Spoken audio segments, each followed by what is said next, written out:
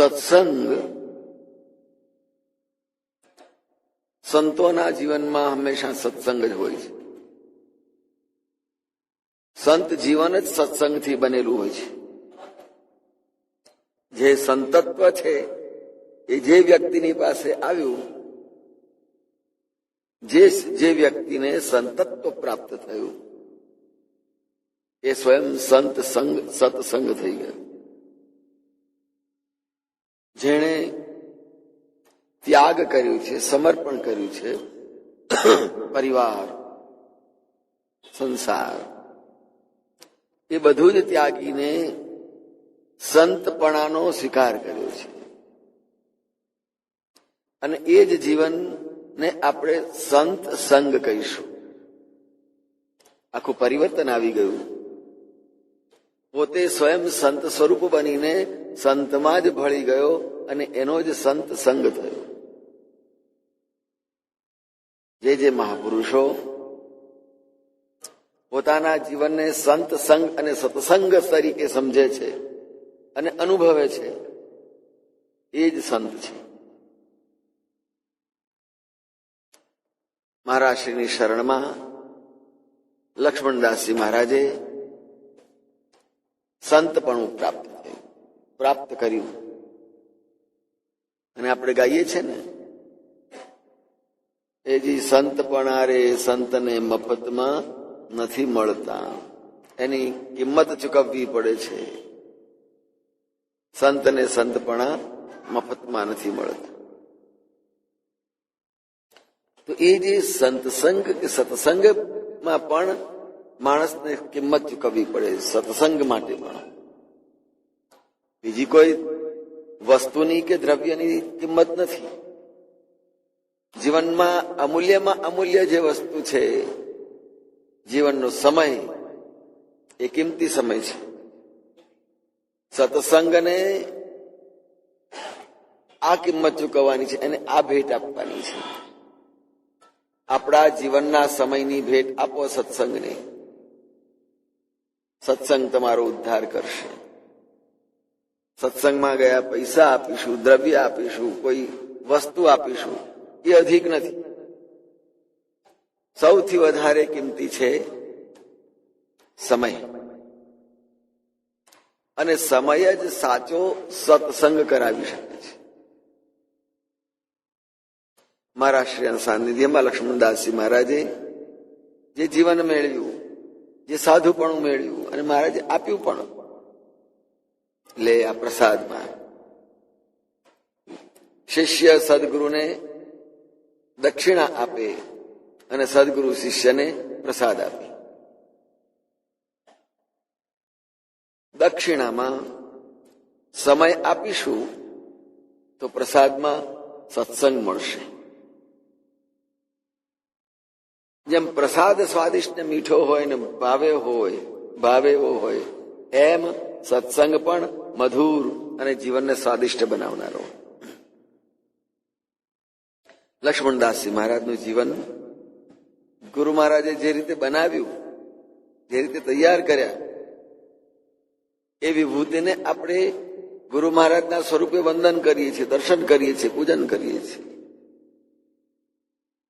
એટલે સંત સંગ સત્સંગ બને અને એ માનવ જીવનની કેટલીક એનું ઊંચું મૂલ્ય આંકન કરે છે, કેટલું બધું મૂલ્ય વધારી દે છે. તો આ છે સત્સંગ.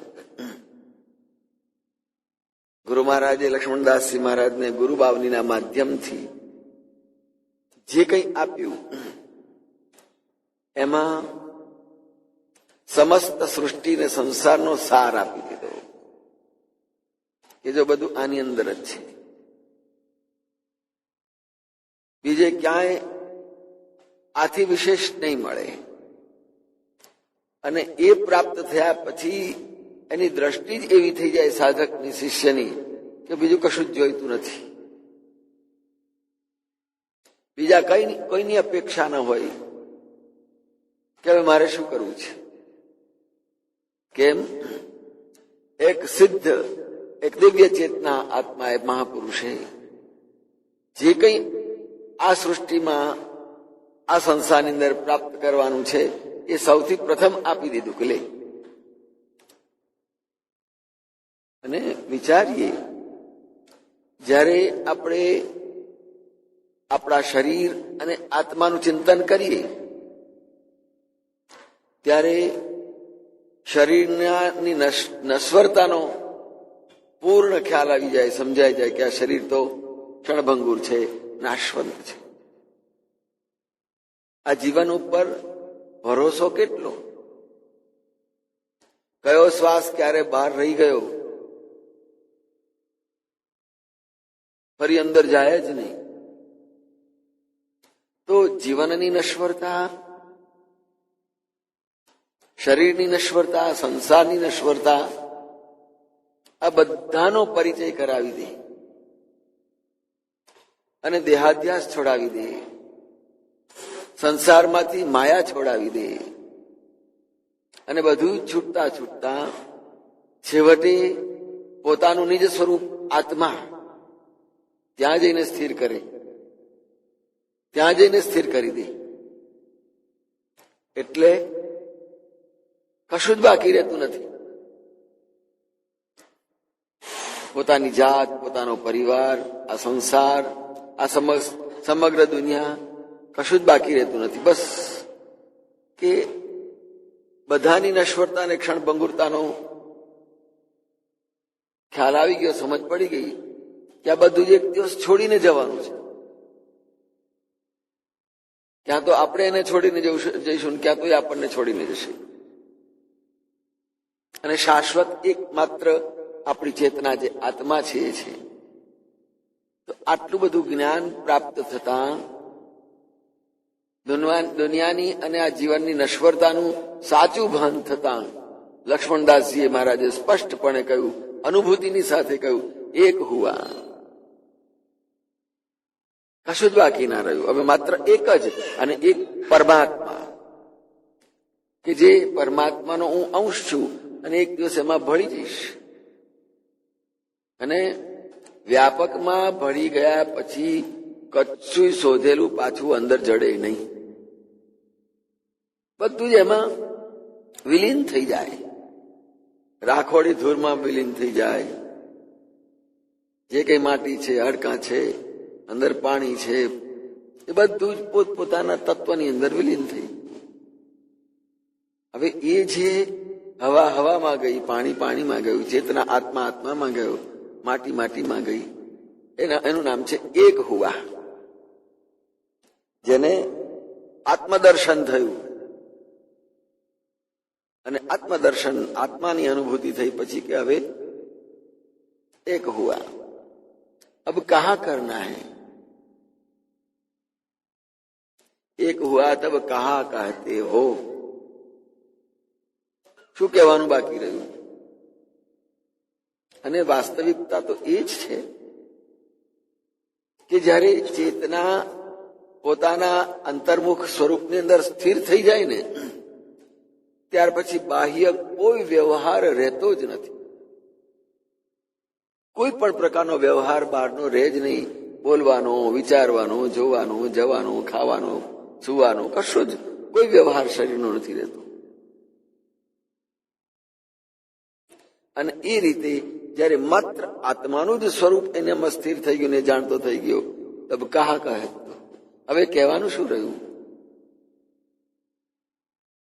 ત્યાં તો વાણી સમીન વિચાર ગયા, આપે સુખ સાગર થયા. વિચારો જતા રહે, વાણી પણ જતી રહી. આ આત્મસ્થ સ્થિતિ છે. સામાન્ય માણસને તો વાણીને વિચાર બે જતા રહે એટલે કે આ તો બહેર મારી ગયો છે, એને દવાખાનામાં લઈ જાઓ, એની સારવાર કરાવો. આ છે સંસારનો માર્ગ અને આ છે પરમાત્મા માર્ગ, અધ્યાત્મ માર્ગ. એ બેવની ટ્રીટમેન્ટ જુદી અને બેવની સમજ જુદી. પેલામાં આનંદ કરવાનો, નાની અંદર દોડા દોડ કરે કે આ શું થઈ ગયું, શું થઈ ગયું, શું થઈ ગયું. અને આત્મસ્થ સ્થિતિ થઈ જાય ત્યાં તો વાણી સમીને વિચાર ગયા એમ આવી જાય. એટલે પોતામાં એવી મસ્તી, આપે સુખ સાગર થયા. અને પોતે સ્વયં જ ચિંતન કર્યા કરીશું. જેટલું ચિંતન કર્યા કરીશું મનથી, આંખથી, કાનથી, નાકથી, બધો જ વ્યવહાર થશે, તો આખરે એ પોતે જ એ સ્વરૂપની અંદર, એ સ્વરૂપ એનામાં આવી જશે અને પોતે મન વિચારોથી, ઇન્દ્રિયોથી એ સ્વરૂપમાં ભળી જશે. આપે સુખ સાગર થયા. એ ગુરુ મહારાજના સ્વરૂપનું જ પરિપૂર્ણ, જેને કહેવાય ને આવિર્ભાવ, અવતરણ. જો સાધન ભજન ઉપાસના કરતા કરતા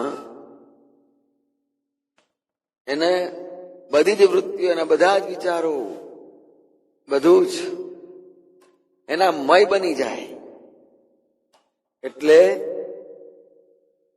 એ અલગ ન રહે.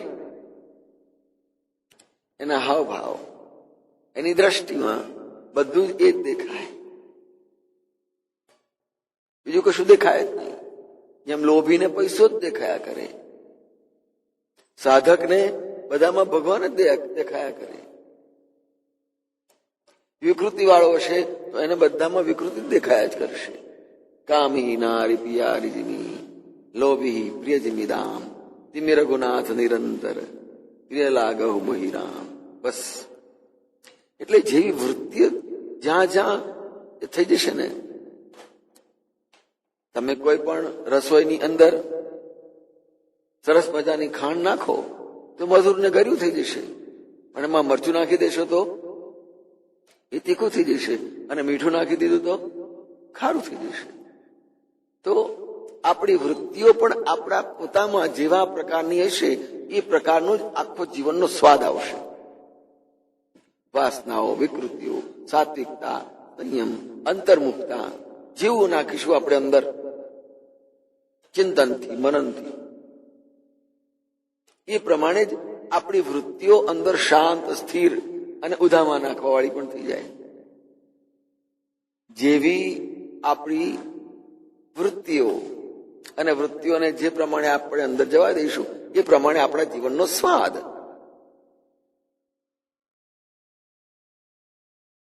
જેમ રસોઈની વાત છે એમ જીવનની રસોઈની વાત છે. તો કહ્યું એક હુવા, આમ પોતે જ પોતાના નિજ સ્વરૂપ દ્વારા ગુરુ મહારાજે જે કંઈ આપ્યું છે એ બધું જ ગુરુજીએ જે કહ્યું હોય તો તે રહેજે ગણ વિશ્વાસે. અને એની સાથે મહારાજે આજીજી પણ કેવી કહી કે ગુરુ મહારાજના શબ્દો અમને સમજાવજો. એમ આપણે પ્રાર્થના કરીએ, સતગુરુ મહારાજ પ્રેમ સ્નેહની વાતો અમને કહીએ, અને એથી વિશેષ કહીએ છીએ કે ઘણી દયા કરી આત્મ સુખ આપો. કો ક્યાં લઈ ગયા? આત્મ સુખ આપો. કયું? પ્રેમ સ્નેહની વાતો અમને કરો, પણ અમારે દુનિયાની વાતો નથી સાંભળવી. અમારે તો નિજ સ્વરૂપની સુધી ઓળખવું છે અને ત્યાં પહોંચવું છે. એ યાત્રા કરાવો અમને. જેમ ભરતજી અંતર્મુખ થઈ ભક્ત તરીકે ચિત્રકૂટની યાત્રા કરી. ચિત્ત ચિત્રકૂટ જ છે, બીજું કશું નથી. અને ત્યાં જ રામ મળવાનો છે, ત્યાં જ રામ બેઠેલો છે ચિત્ત ચિત્રકૂટમાં. એટલે ભરતજી જેવા જે ભરણ પોષણ કરે છે આ શરીર, ભરણ પોષણ કરતું શરીર ચિત્ત ચિત્રકૂટની અંદર બેઠેલા આત્મારામની સાથે ત્યાં પહોંચાડવાનું. એટલે બધે જ સત્સંગ શાસ્ત્ર ગ્રંથ માત્રની અંદર આત્મા સુધી પહોંચવાનો જ માર્ગ બતાવશે. અહીંયા લક્ષ્મણદાસજી મહારાજને આત્મા સુધીનો પહોંચાડવાનો માર્ગ બતાવી દીધો અને પહોંચાડી દીધા. અને કહ્યું આપ કહે તે એક હુઆ. ગુરુ મહારાજે લક્ષ્મણદાસજી મહારાજને આત્મપથની યાત્રાનો માર્ગ પૂરો કરાવી દીધો. અને લક્ષ્મણદાસજી મહારાજે પૂરા ભાવથી અનુભૂતિની સાથે કહ્યું એક હુઆ, હું એક થઈ ગયો.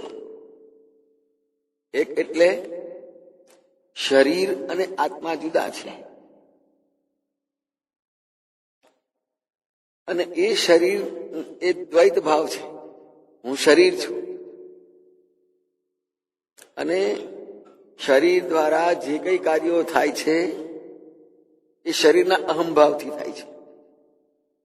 જે કઈ પ્રવૃત્તિ થતી હોય, વિચાર થતો હોય, કાર્ય થતો, બધા જ શરીરના અસ્તિત્વને કારણે, શરીરની અંદરની આસક્તિને કારણે અને એની અંદર રહેલા અહમભાવને કારણે એ બધું થયા કરે. પણ જ્યાં દેહભાવ ભૂલાય અને માત્ર આત્માના સ્વરૂપ સુધી જ પહોંચી ગયા પછીથી શરીરને ત્યાં આગળ ગણતરીમાં જ નહીં લેવાનું. હું શરીર છું જ નહીં, હું આત્મા છું. બધી જ પ્રવૃત્તિઓ દેહના અહંકારને પોષે છે કે મેં કર્યું, હું જોઉં છું, હું ખાઉં છું. આ બધું માત્ર શરીરના અસ્તિત્વને કારણે અને એ અસ્તિત્વની અંદર અહંકારને પોષવા માટે જ બધી પ્રવૃત્તિઓ. આત્મમાર્ગે જવા માટે તો અહંકાર મોટામાં મોટો અવરોધ છે. મહારાજે પોતાના શ્રીમુખે બહુ સ્પષ્ટ કહી દીધું કે અહંકાર હશે ત્યાં સુધી નિજ સ્વરૂપ આત્મા સુધી, પરમાત્મા સુધી ક્યારે નહીં પહોંચી શકાય. તો સરસ યોગ રત્નની અંદર મારા શ્રી પોતાના જો આત્મા સુધી પહોંચવું હોય તો સૌથી પહેલા પોતાના અહંકારને તોડો. તો અહંકારને તોડવા માટે શું કરવું? નિષ્કામ કર્મ વિસ્તાતા. નિષ્કામ કર્મની કોઈ પણ સેવા, એટલે તો મહારાજને ત્યાં સેવાને પ્રાધાન્ય આપ્યું છે કે હું આવડો મોટો આ નાનાની સેવા હું કરું. એટલું યાદ રાખજો, કોઈ પણ સેવા નાની છે જ નહીં. આપણા વિચારો નાના હલકા હોય છે, સેવા ક્યારેય નાની નથી હોતી. કોઈ પણ સેવા કરો. પછી કોઈક વૃદ્ધ હોય, બહુ અતિશય બીમાર હોય, એના મળમૂત્ર ઉઠાવવાનો હોય ને એને નવડાવવાનો હોય ને, તો એ સેવા પણ નાની તો નથી જ. કદાચ માણસના મનની અંદર એની વૃત્તિ, એના માટેની ભાવના નાની હશે, હલકી હશે. એટલે કોઈ પણ સેવા નાની નથી. એટલા માટે નિષ્કામ કર્મ વિસ્તાત. એ તાત નિષ્કામ ભાવથી કરેલી સેવાથી જ અંતઃકરણની શુદ્ધિ થશે. શુદ્ધ અંતઃકરણો ભવે. અને શુદ્ધ અંતઃકરણે જાતે નિર્મલમ ચ મનોમલે. મન નિર્મળ થશે અને ત્યાર પછીથી સચ્ચિત આનંદ સ્વરૂપ આત્માની અનુભૂતિ થશે. એટલે જે એક હોવા જે કહ્યું એની પાછળનું લક્ષ્ય એ છે કે પોતાના અહંકાર અભિમાનને પણ છોડી દેવું પડે. અહંકાર અભિમાનને ખોજો રે. મહારાજે બહુ સરસ વાત, આખા પદ સંગ્રહના પદો ભજનોની અંદર અહંકારને કેમ તોડવો અને પોતાના નિજ સ્વરૂપ સુધી કેમ પહોંચવું એ જ બધે બતાવેલું છે, આખા બધા જ ભજનોમાં. અને એટલે જ અહીંયા લક્ષ્મણદાસજી મહારાજે પણ પોતાની અનુભૂતિની સાથે વાત કરી દીધી કે હું એક હુઆ, હું એક થઈ ગયો, હું અન્ય રહ્યો જ નથી. કહ્યું ને, આપે સુખ સાગર થયા, એક હુઆ. ગુરુ મહારાજનું સ્વરૂપ એમનામાં ભળી ગયું અને પોતે ગુરુ મહારાજમાં ભળી ગયા. તેનો આર અને પાર, એના આપા ગયા અને આપે રહ્યા, આપે સુખ સાગર થયા.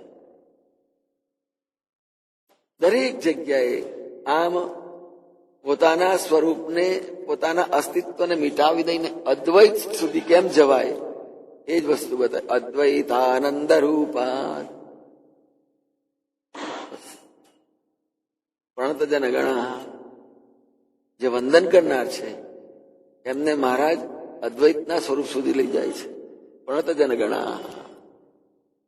જે સાધકો જે ભક્તો મહારાજને વંદન કરવા આવે છે ને એમને બધાને અદ્વૈતાનંદ રૂપા સુધી લઈ જાય છે. જય મહારાજ.